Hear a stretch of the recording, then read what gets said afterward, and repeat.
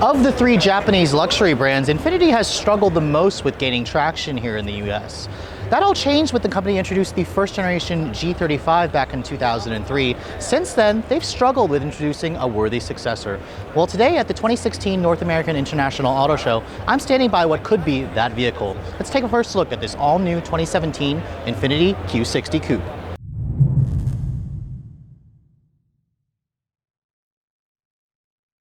Now, when the company introduced the all-new Q50 2 years ago, I was a little disappointed. In fact, most of the media and press that did take a look at the new model were a little bit disappointed.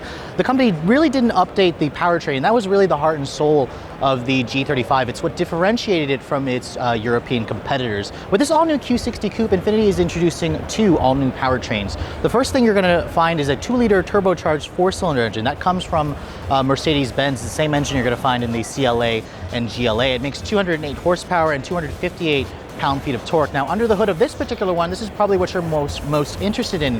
It's packing Infiniti's new VR30, a 3-liter twin-turbo V6 engine in two power output forms. The first with 300 horsepower and 295 pound-feet of torque. The second with 400 horsepower and 350 pound-feet of torque. Now, these new engines drive, of course, the rear wheels or available rear-biased torque-sensing all-wheel drive system through a new 7-speed automatic transmission. The 6-speed manual, unfortunately, is axed for the 2017 model year. Now, regarding the design of the all-new Q60 Coupe, you can see it doesn't stray far from the stunning concept that they showed last year. The same curvy design language that Infiniti has pretty much become known for, these swept-back LED headlights, the same signature grille at the front that kind of dominates the front end.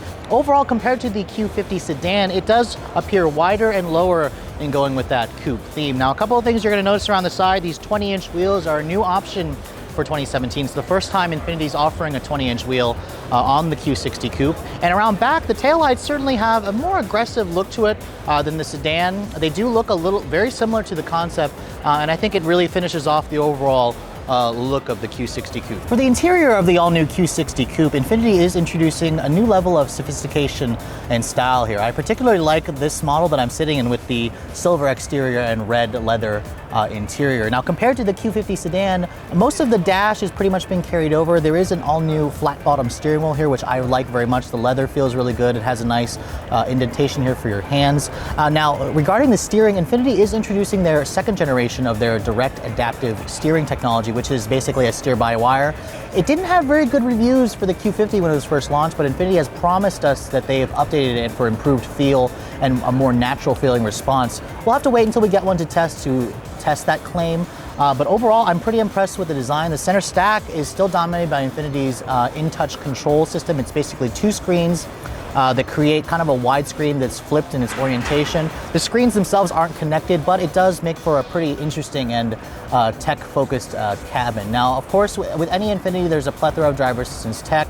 You can expect to find this vehicle with adaptive cruise control, predictive forward collision warning, a lane departure warning, and of course automatic emergency braking. Now, the all-new Q60 Coupe will go on sale later this year with pricing not yet announced, but I would expect it to stay similarly to where the current Q60 is, probably pay a little bit more considering this is the all-new model. For Redline Reviews at the 2016 North American International Auto Show, I'm Sofyan Bey.